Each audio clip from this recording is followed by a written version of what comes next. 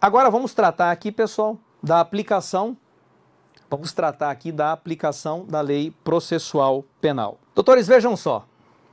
Quando a gente fala em aplicação da lei processual, nós temos que tratar dessa aplicação da lei processual no espaço, ou seja, dentro da questão da circunscrição territorial, onde é que ela é aplicada, e a aplicação da lei processual penal no tempo. E aí nós temos uma série de questões aí que precisam ser demandadas. Bom, no que diz respeito à aplicação da lei processual penal no espaço, doutores, vigora, de acordo com o que está previsto no artigo 1º, o princípio da territorialidade. Isso significa o quê? Que, segundo o Código de Processo Penal, no artigo 1º, a lei processual penal brasileira terá aplicação em todo o território nacional. Agora presta atenção na redação do dispositivo aqui. Presta atenção na redação do dispositivo. Então, olha só. O processo penal reger-se-á em todo o território brasileiro por este Código. Aí, olha só a implicação desse ressalvados aqui. Ressalvados os tratados, as convenções e regras de direito internacional, as prerrogativas constitucionais do presidente da República, nos crimes de responsabilidade, os processos de competência da Justiça Militar. Esses incisos 4 e 5 hoje não têm mais sentido, porque a lei de imprensa não foi recepcionada e com Tribunal Especial também não existe, porque nós sabemos que, em razão do princípio do juiz natural, a Constituição veda tribunais ou juízos de exceção. Então, nós temos aqui esses 3 dispositivos aqui que merecem destaque. Então, voltando aqui para o nosso slide. Então, de acordo com o artigo 1º, doutores, naquela primeira parte, vigora o que em relação à lei processual penal? Princípio da territorialidade. Ela vale, a lei processual penal, ela vale em todo o território nacional. Ressalvados. E aí nós vamos para as exceções, né? O que seria da nossa vida sem as exceções? Tratados, convenções e regras de direito internacional. Pô, Jair, me dá um exemplo aqui, me dá um exemplo de uma situação em que eu não aplicaria o nosso Código de Processo Penal em decorrência de um tratado, convenção ou regra de direito internacional. Doutores, exemplo, manda para mim aqui. Convenção de Viena sobre as relações diplomáticas. Tá? Então, vocês sabem, doutores, que os integrantes de missões diplomáticas, eles gozam de imunidade absoluta, tá? Eles gozam de imunidade tanto penal quanto processual penal. Portanto, eventualmente, doutores, se nós tivéssemos uma infração penal praticada por um integrante de uma missão diplomática, ele estaria o quê? Ressalvado da aplicação da lei processual penal brasileira em decorrência desta Convenção de Viena sobre as relações diplomáticas. Perceberam? Então, temos aqui um exemplo. Depois, qual seria a outra situação?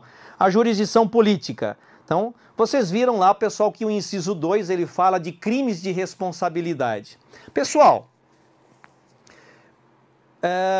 crimes de responsabilidade não são crimes na exata acepção da palavra. De acordo com a lei de introdução ao Código Penal, crime é a infração penal a qual é cominada a pena de multa, reclusão ou detenção. Crimes de responsabilidade não tem pena de reclusão, detenção ou pena de multa, certo? Então não são crimes na exata acepção da palavra. Portanto, não me preocupo com essa questão aqui. Processos de competência da Justiça Militar. Claro, doutores, por quê? Porque nesse caso nós aplicamos o Código Penal, Código Processual Penal Militar, tá? Então vocês sabem que os crimes de competência da Justiça Militar, eles são processados de acordo com o Código Penal e Processual Penal Militar. Ok? Eu sei que vocês já estão estudando essa matéria, já estudaram, não sei, eu acho que já estudaram essa matéria, tá? E provavelmente já têm conhecimento disso. Certo? Então, O nosso Código de Processo Penal, ele se aplica indistintamente em todo o território nacional, princípio da territorialidade, exceto em razão de tratados e convenções internacionais, jurisdição política e processos de competência da justiça militar. Ok, pessoal? Tamo junto até aqui ou não? Tamo junto? Muito bem. Agora, vamos ver, doutores, como é que se dá a questão da aplicação da lei processual no tempo. Aqui sim nós vamos pegar e nós vamos ter que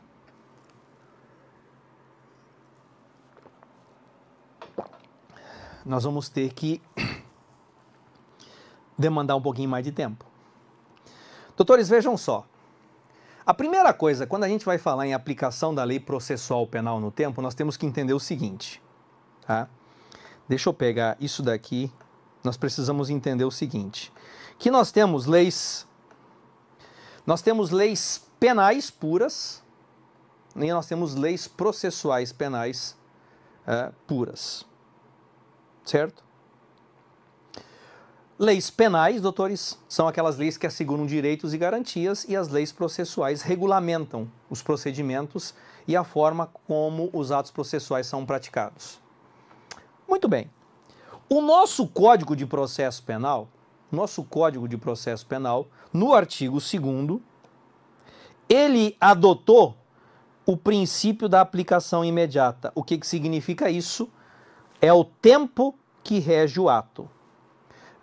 O tempo que rege o ato. É o que a doutrina chama de teoria do isolamento dos atos processuais. Pô, Jair, não entendi porra nenhuma. Presta atenção, pessoal. Vamos supor, gente, que eu tenho aqui, ó, isso aqui o cidadão praticou o crime, certo? Aqui o cidadão praticou o crime, o processo começou aqui, o processo está andando. Tá? Até aqui,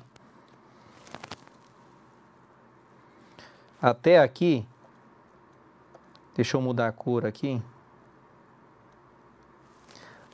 Não mudou. Esse trem aqui, ele tá de pirraça, agora mudou. Até aqui, doutores, estava em vigor a lei A. Certo?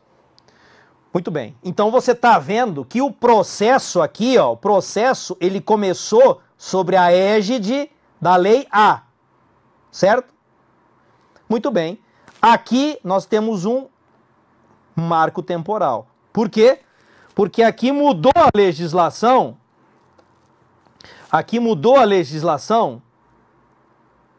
E entrou em vigor o quê? A lei B. O que significa, doutores, esse princípio da aplicação imediata? Significa, pessoal, que as normas processuais, elas vão atingir o processo em cheio, pegando o processo na situação em que ele se encontrar. Eu quero dizer o que com isso? Que, vejam só, vou mudar de novo a coisa aqui para ficar legal. Todos os atos praticados até aqui, ó, eles foram praticados de acordo com a lei A. São perfeitamente válidos? Perfeitamente válidos.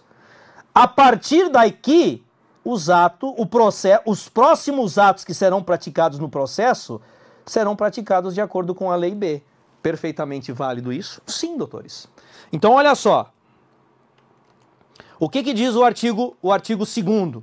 A lei processual penal aplicar-se-á desde logo, sem prejuízo da validade dos atos realizados sobre a vigência da lei anterior.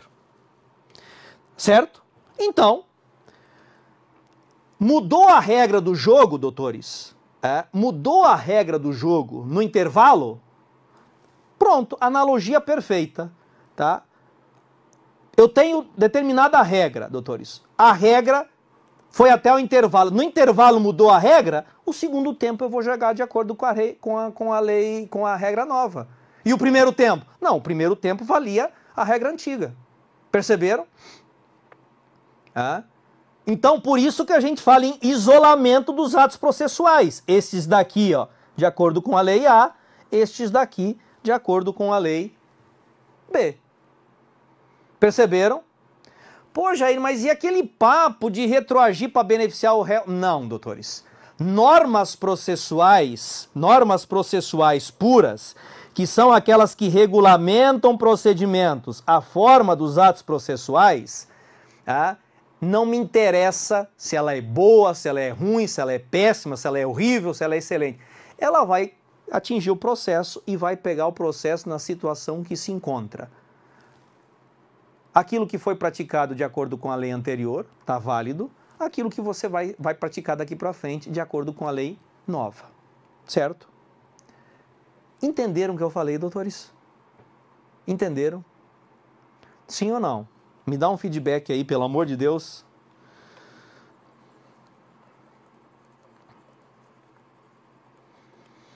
Eu sei que quando eu estou na aula presencial, quando eu explico essa matéria, pessoal, o aluno fica só balançando a cabeça, assim, parece aquele boneco do posto, né?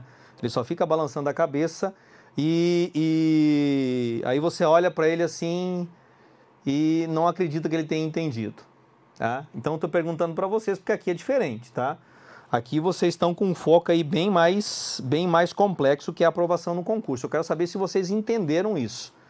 O que significa esse isolamento dos atos processuais, essa aplicação imediata da norma processual penal pura? O que é uma norma processual pura? Aquela que regulamenta a instrumentalidade do processo, que estabelece procedimentos, que regulamenta a forma como os atos são praticados.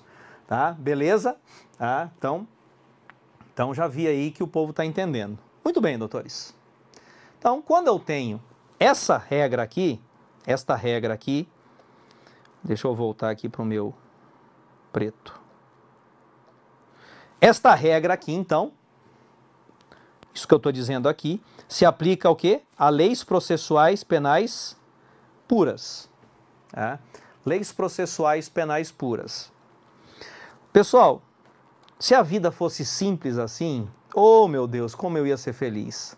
O problema, gente, é que as coisas nem sempre são assim tão simples. E por que eu estou dizendo isso para você? Porque, às vezes, nós temos uma mistureba, doutores, de leis. Por quê? Quando eu tenho uma lei processual penal pura, então, já viram, aplico o artigo 2º do Código de Processo Penal.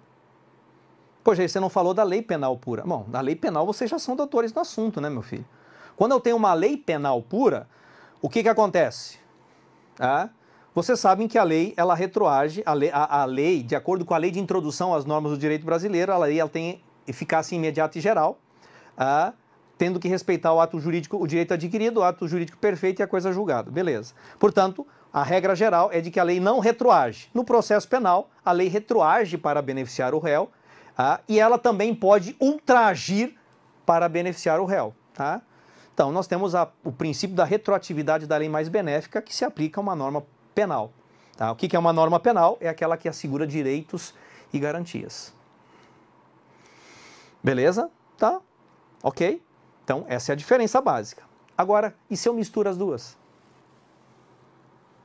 E se eu misturo as duas, como é que fica? Pode acontecer? Pode. Nós temos aí vários exemplos, bastante atuais inclusive, meu filho, que são as normas mistas. As normas mistas divididas em heterotópicas e híbridas. Olha só, vamos lá. Normas heterotópicas, doutores, normas heterotópicas. Veja só, essa classificação aqui também não é unânime na doutrina, tá? Normas heterotópicas, doutores, elas podem consistir em regras materiais em diplomas processuais. O que significa isso, Jair? É que eu tenho uma regra de direito material inserida dentro de um diploma processual, ou pode ser ao contrário. Eu posso ter uma regra processual inserida dentro de um diploma material.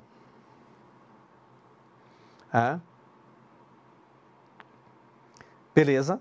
Bom, quando eu tenho regras materiais inseridas em diplomas processuais, veja só, essas regras materiais, que são aquelas que asseguram direitos e garantias, elas estão sujeitas à retroatividade e à ultraatividade. Exemplo, doutores.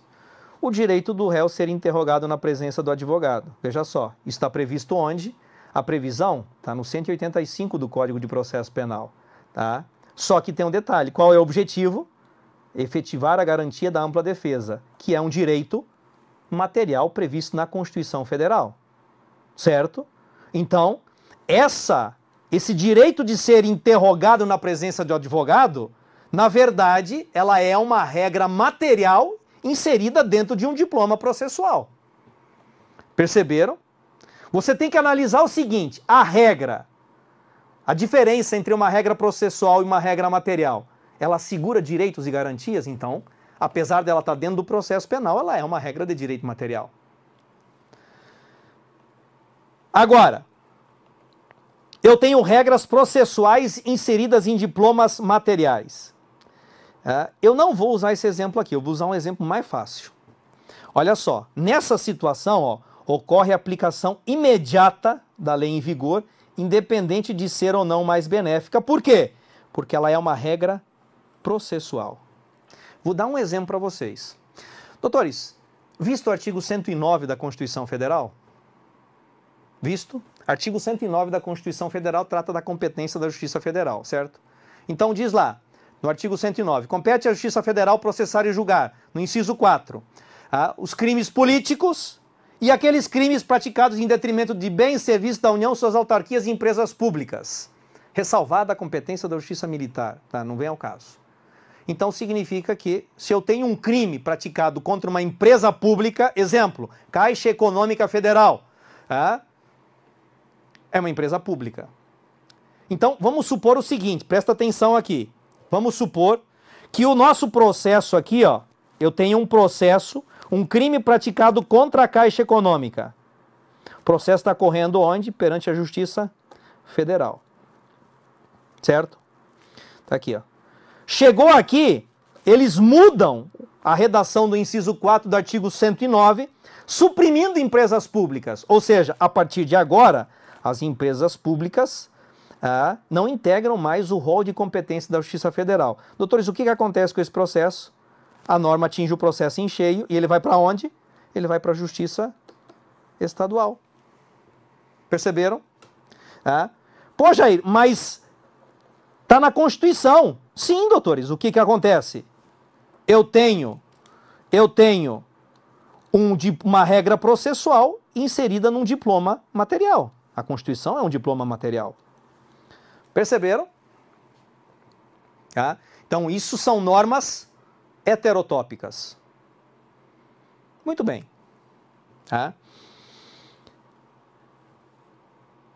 Dá para complicar mais? Dá. Dá para complicar mais. Porque, doutores, nós temos ainda as normas híbridas.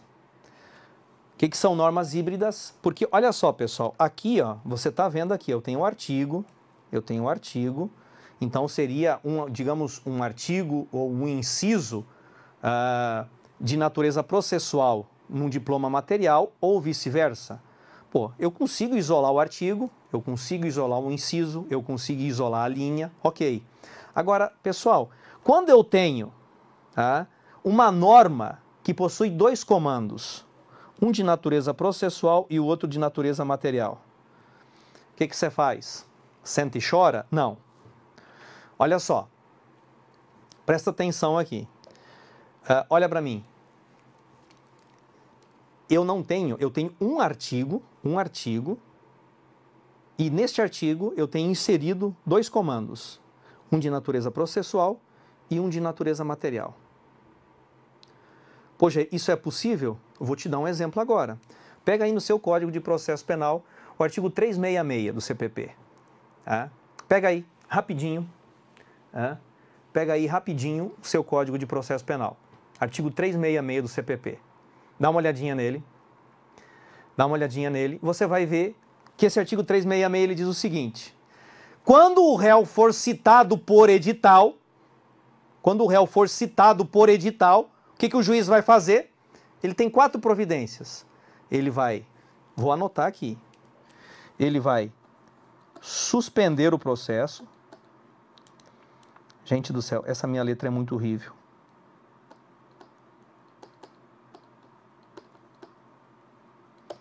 Vai suspender o processo, suspender o prazo prescricional.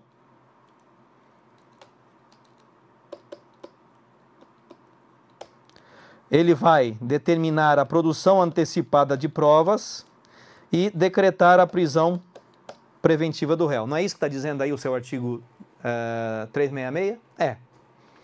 Então veja só, pessoal.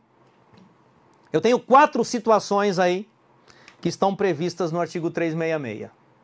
Certo? Suspensão do prazo processual, suspensão do prazo prescricional, a possibilidade de produção antecipada de provas e a decretação da prisão preventiva. Muito bem. Agora, você está vendo que ela possui comandos diferentes? Não, Jair, eu não estou vendo. Mostra para mim. Mostro. Presta atenção. Suspensão do prazo... Não, isso aqui está muito ruim, peraí. Deixa eu pegar um azul aqui. Suspensão do prazo prescricional, doutores. Tem natureza processual ou natureza material? Processual. Produção antecipada de provas. Processual. Prisão preventiva. Processual. Processual. E a suspensão e a prescrição? Doutores, a prescrição, ela é uma garantia do réu. É um direito do réu. Então, quando eu suspendo o prazo prescricional, significa o quê? Que esse crime ele vai demorar mais para prescrever. Então, afeta diretamente uma garantia, um direito a uma garantia do réu. Certo? Então, significa que quando eu falo em prazo prescricional, isso aqui tem natureza material. Perceberam? Norma que possui 2 comandos, processual e material. Certo? Então, o que acontece, pessoal? O artigo 366, quando ele entrou em vigor, eu não posso separar ele, tá? Eu não posso separar ele, porque o próprio STJ aqui, ele não admite a cisão da norma, tá? Essa eu já estou adiantando para você aqui a segunda corrente, tá? Ele não admite a cisão da norma, tá? Então você tem que analisar a norma como um todo. Pessoal, quando a suspensão do prazo prescricional, isso é bom ou ruim para o réu? A suspensão do prazo prescricional, isso é bom ou ruim para o réu? É horrível, né? É horrível. Por quê? Porque o crime não vai prescrever. Certo? Então, nessa situação, o que eu vou ter que fazer? Nessa situação, quando eu tenho uma norma híbrida, eu vou ter que analisar ela no conjunto.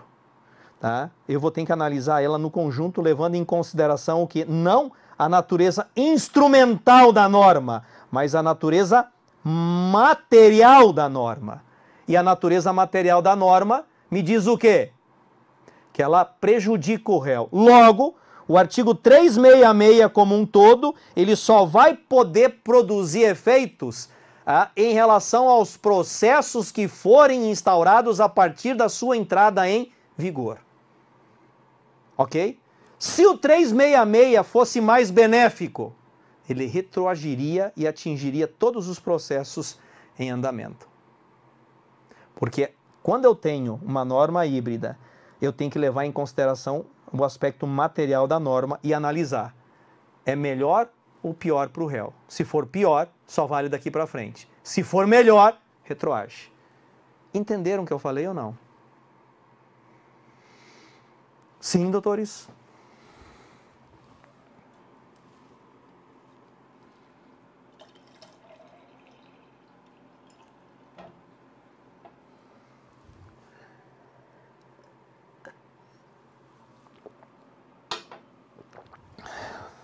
Vamos lá. Aí nós vamos agora para a questão prática. Vamos para a questão prática. Doutores, nós tivemos 2 alterações aí significativas na nossa legislação e que tem tudo a ver com aquilo que eu acabei de falar para vocês. E meu filho, vai cair na sua prova, tá? Pode ter certeza que vai cair na sua prova, tá? Então, presta atenção no que eu vou te falar. Vocês viram, tá? Manda para mim aqui. Vocês viram que o artigo 171 do Código Penal, né, crime de estelionato, ele teve uma alteração na natureza jurídica da ação, não viram? Tá? Então, o que acontece? O artigo 171, até então, era um crime de ação penal pública incondicionada, passou a ser, em regra, um crime de ação penal pública condicionada à representação. Então, nós tivemos uma alteração no Código Penal. No Código Penal, certo? No Código Penal. Só que, doutores, quando eu mudei a natureza jurídica da ação do Código Penal, isso é uma regra de direito material ou uma regra de direito processual? Essa que é a grande discussão que surgiu. Essa é a grande questão que surgiu. Esse é o problema. Porque, doutores, aparentemente é uma regra processual inserida dentro de um diploma material. Só que ela é processual mesmo? Me parece que não, doutores. Me parece que ela é material. Pô, Jair, como assim? Ela não está determinando a natureza jurídica da ação? Tá. Só que tem um detalhe, pessoal.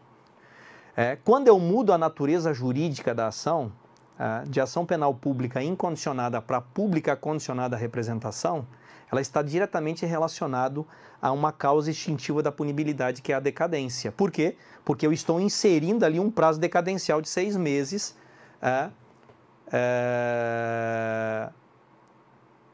para promover ou para extinguir a punibilidade do agente. Certo? Então, começou a surgir a discussão, começou a surgir a discussão, doutores. Marcos aqui, melhor emprego no nosso Brasil. O que é isso, Marcos? Qual que é o melhor emprego aqui?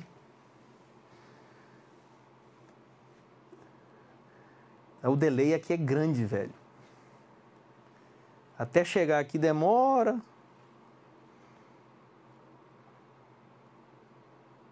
Olha só. Então, olha só. Para você ter uma ideia, gente, nós temos aí divergência entre os tribunais. Então, presta atenção. De acordo com o STJ, tá? Olha só, o STJ, a quinta turma pensa de um jeito. Sim, o estelionatário, né? Não, já tá tendo até... Daqui uns dias vai ter até o código de ocupações lá, viu? O cara vai registrar em carteira. Então, olha só. A quinta turma e a sexta turma do STJ têm opiniões divergentes, doutores. Tem opiniões divergentes, para vocês terem uma ideia. Tá? De acordo com a quinta turma, tá? Nós temos um decote temporal aqui, doutores. Nós temos um decote temporal. Então, o que acontece? De acordo com a quinta turma do STJ, tá? O crime de estelionato, a retroatividade aqui, ó, da representação no crime de estelionato não alcança os processos cuja denúncia já foi oferecida. Tá? Então, eu tenho um limitador temporal aqui. Então, todos aqueles crimes de estelionato que ainda estejam em fase de investigação, aqueles em que o Ministério Público não tenha oferecido a denúncia, eles estão sujeitos ao prazo decadencial de 6 meses. Então, o que acontece? A vítima tem que se manifestar. Tem que se manifestar. Se não se manifestar no prazo de 6 meses, tá? Até porque a representação é uma condição de procedibilidade. Portanto, o Ministério Público não poderia oferecer a denúncia sem essa representação. Agora, se a denúncia já foi oferecida, aí sim, doutores, isso é considerado ato jurídico perfeito. Certo? Então, de acordo com a quinta turma, a retroatividade só alcança aqueles processos por estelionato, aqueles crimes de estelionato em que a denúncia ainda não tenha sido oferecida. Para os demais, o oferecimento da denúncia constitui ato jurídico perfeito, portanto, não teríamos aí a retroatividade. Já para a sexta turma, haverá retroatividade independente se o processo já tem denúncia oferecida ou não. Então, melhor. Só que aí o STF jogou uma pá de cal, me parece, e estabeleceu que, pelo menos a primeira turma estabeleceu dessa forma, que a representação da vítima é obrigatória nos casos em que não tenha sido iniciada a ação penal, ou seja, acompanhou o entendimento aqui da quinta turma. Ou seja, doutores, de acordo com o STF, a representação da vítima ela é obrigatória para aqueles crimes de estelionato em que ainda não tenha sido oferecida a denúncia. Para os demais, considera-se ato jurídico perfeito. Ok? Muito bem. Qual é a outra inovação que nós também temos essa discussão agora? Doutores, o acordo de não persecução penal. Esse é o outro que nós temos discussão. O acordo de não persecução penal, a quinta turma seguiu o mesmo entendimento em relação à retroatividade do estelionato. Então, o ANPP, o acordo de não persecução penal, pode ser aplicado somente a crimes anteriores, desde que a denúncia ainda não tenha sido recebida. A sexta turma, o ANPP pode ser aplicado até o trânsito em julgado, ou seja, em mesmo aqueles processos que já estejam em curso, poderia, se o cidadão preencher os requisitos, poderia pegar e aplicar o acordo de não persecução penal. Esse entendimento da quinta turma também é comungado pelo STF. Então eu recomendo, doutores, que vocês se atentem. Para essas duas questões, tá? Quando se trata de aplicação da lei processual penal no tempo, se atentem para a questão da alteração da natureza jurídica do crime de estelionato. Pode mandar para mim aqui, Lucas. Que vocês se atentem para a alteração do 171, que é essa alteração da natureza jurídica da ação penal para o crime de estelionato. Então, passou a ser crime de ação penal pública condicionada à representação. E também se atentem para essa inovação do acordo de não persecução penal, certo? Se pode ou não ser aplicado, tá, a crimes anteriores, certo? Então, marquem bem essa questão aqui, tá? Porque isso aí, doutores, fatalmente, isso aqui vai ser cobrado, tá? Isso aqui, daqui para frente, vai ser cobrado em matéria de concurso público aí, com certeza, neste aspecto.